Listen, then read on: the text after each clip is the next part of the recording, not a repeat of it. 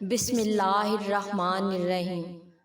میرے شوہر نے باسکٹ نکالی اور اس کا ڈھکن اٹھایا تو اس میں بے حد خوبصورت بچہ تھا۔ میرے شوہر نے بتایا لڑکا ہے مگر کون چھوڑ گیا، اتنا پیارا خوبصورت وہ بھی لڑکا۔ لڑکے کا لفظ سن کر میں نے لپک کر اس بچے کو گود میں اٹھا لیا۔ وہ میری گود میں آ کر بالکل چپ ہو گیا اور مجھے ٹکر ٹکر دیکھنے لگا۔ میں نے بھی اختیار اسے چوم لیا۔ مجھے اس بچے پر بہت پیار آ رہا تھا۔ میرے شوہر بولے پتہ نہیں کس کا بچہ ہے، کون اسے جہاں چھوڑ کر چلا گیا، اور بھی وہ پتہ نہیں کیا کیا بولتے رہے۔ وہ لوگوں سے پوچھ رہے تھے، چوکیدار سے پوچھ رہے تھے، مگر کسی کو کچھ علم نہ تھا کہ وہ بچہ کس کا ہے اور کون اسے جہاں چھوڑ کر گیا ہے۔ آخر اس بچے کی کاغذی کارروائی شروع ہوئی۔ پھر پولیس نے کہا اسے عیدی روم میں دے دیتے ہیں۔ میرا دل اس بچے سے جدا ہونے کو نہیں جا رہا تھا۔ پھر میرے دل نے فیصلہ کر لیا کہ اللہ تعالیٰ نے جو مجھے گفٹ دیا ہے، جس عبادت، اس نماز، اس دعا کا کمال ہے جو میں نے اللہ سے مانگی، اللہ نے مجھے بیٹا دے دیا ہے، چاہے وسیلہ کچھ بھی بنایا۔ اس کا کوئی دعوے دار نہیں تھا تو پھر یہ میرا ہوا۔ میرا بیٹا، میری جان، میری آنکھوں کا نور، میرا بچہ۔ میں بے تحاشا اس سے پیار کرنے لگی۔ وہ بھی ایسے مسکرا رہا تھا جیسے واقعہ وہ میرا بیٹا ہو۔ میرے شوہر نے میرا پیار اور بیٹے کی طرف دیکھ کر بچے کی کسٹڈی اپنے ہاتھ میں لے لی۔ ہم بچے کو لے کر گھر آ گئے۔ میری بیٹیاں بھی اپنے ننھے بھائی کو دیکھ کر بہت خوش ہو رہی تھیں۔ میرے شوہر خوش تھے مگر خاموش تھے۔ آپ اتنا خاموش کیوں ہیں؟ میں نے بلاخر پوچھ لیا۔ صفیہ، تمہارا پیار دیکھ کر ڈر لگ رہا ہے۔ اگر کسی اور کا بچہ ہوا اور وہ لینے آ گیا تو تمہیں دیتے ہوئے بہت دکھ ہوگا۔ کچھ نہیں ہوگا، یہ میرا بیٹا ہے، اللہ تعالیٰ نے یہ مجھے گفٹ کیا ہے، یہ میری دعاؤں کا پھل ہے۔ میں نے اس کا نام علی رکھ دیا اور ہم ہنسی خوشی رہنے لگے۔ معاشی پریشانی تو پہلے بھی ہمارے ساتھ تھی، مگر پتہ نہیں کیوں اب ان پریشانیوں سے میں گھبراتی نہیں تھی۔ اپنے بیٹے کی محبت میں اب مجھے یہ پریشانی بھی نظر نہیں آتی تھی۔ اپنے بیٹے علی میں نے ایک بات دیکھی، وہ سارا دن ہمارے ساتھ رہتا مگر جب سونا ہوتا تو اسے نیند اس باسکٹ میں ہی آتی تھی۔ جب وہ نیند سے بے چین ہو جاتا تو میں اسے باسکٹ میں لٹا دیتی اور آرام سے وہ سو جاتا۔ آج پھر مالک مکان آیا تھا کرایہ مانگنے۔ تیسرا مہینہ ہونے کو آیا، ہم نے کرایہ ادا نہیں کیا تھا۔ وہ بہت غصے میں بولا تھا، کل شام تک اگر آپ لوگوں نے 3 مہینے کا کرایہ ادا نہ کیا تو یہ مکان خالی کرنا ہوگا۔ میں پولیس کو بھی لے کر آؤں گا، دیکھتا ہوں کیسے مکان خالی نہیں کرتے تم لوگ۔ یہ کہہ کر وہ چلا گیا۔ میں پریشان تھی کہ اب کیا ہوگا۔ اس مہینے ہمیں علی ہمارا بیٹا مل گیا تھا، اس وجہ سے اس کے کپڑے، دودھ وغیرہ پر کافی خرچ ہو گیا تھا۔ 5,000 رکھے تھے میں نے، مگر مکان 10,000 کرایہ پر تھا، اوپر سے 3 مہینے کا کرایہ، مطلب تھا 30,000 روپے۔ کہاں سے آئیں گے 30,000 روپے؟ کیا ہوگا؟ میں اسی فکر میں پریشان تھی کہ میرے شوہر بھی آ گئے۔ میرا اداس پریشان چہرہ دیکھ کر پوچھا، کیا ہوا ہے تمہیں؟ میں نے تمام بات بتائی تو وہ بھی پریشان ہو گئے۔ اب 30,000 روپے کہاں سے آئیں گے؟ میرے شوہر نے غصے میں کہا، میں نے تمہیں اس مہینے کا کرایہ دیا تو تھا کہ مالک مکان کو دے دینا، مگر تم سنتی کہاں ہو، بیکار میں فضول خرچی کرتی رہتی ہو۔ اب کیسی بات کر رہے ہیں؟ وہ پیسے ہم نے اپنے بیٹے علی پر خرچ کیے تھے۔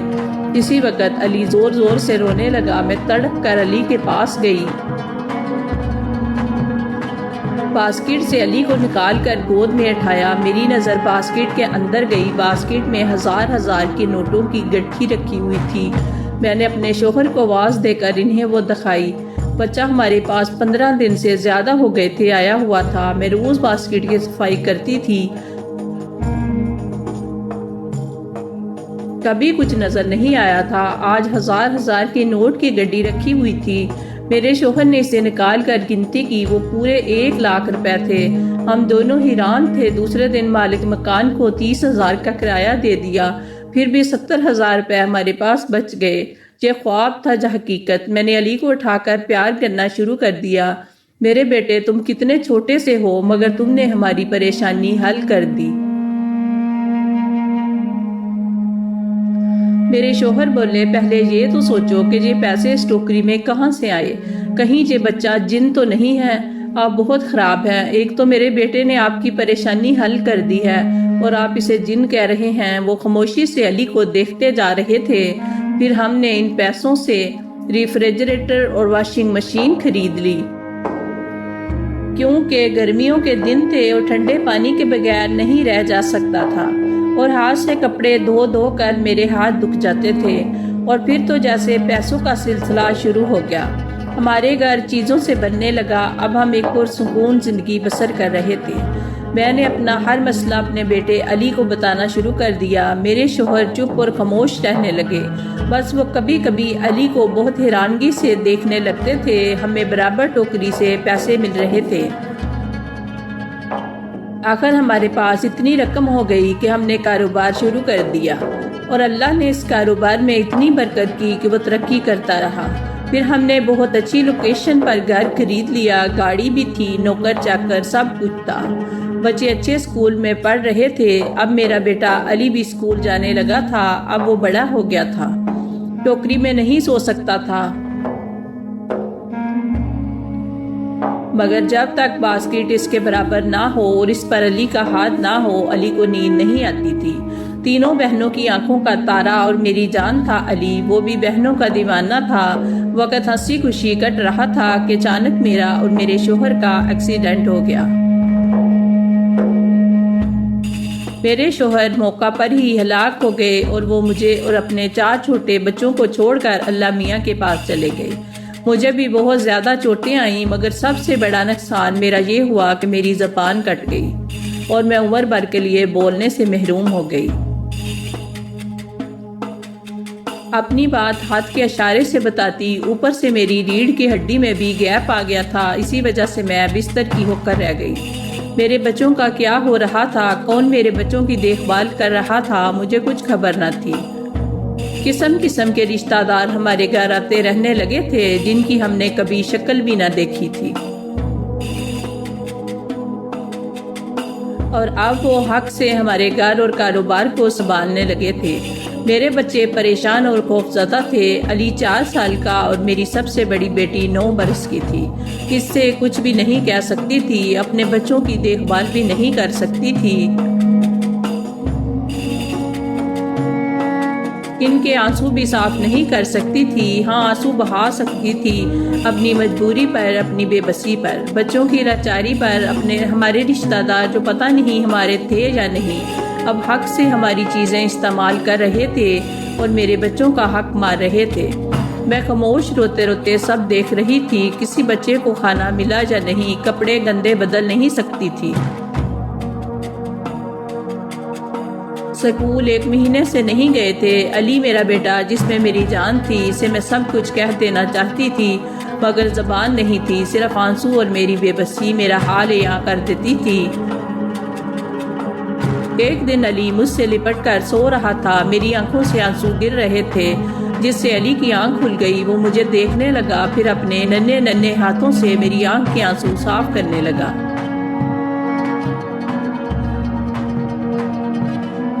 مگر میری بے بسی جو علی سے سب کچھ کہنا چاہ رہی تھی، مگر زبان کٹ جانے کی وجہ سے کچھ نہیں کہہ پا رہی تھی، اس بے بسی پر میں تڑپ تڑپ کے روئی۔ وہ جتنے آنسو صاف کرتا، میرے آنسو اس سے زیادہ نکل جاتے۔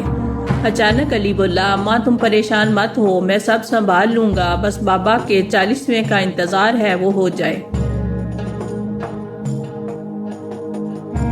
پھر تمام جھوٹے رشتہ داروں کو جہاں سے نکال دوں گا۔ میری بہنوں کی ذمہ داری اب میری ہے، اب پریشان مت ہوں۔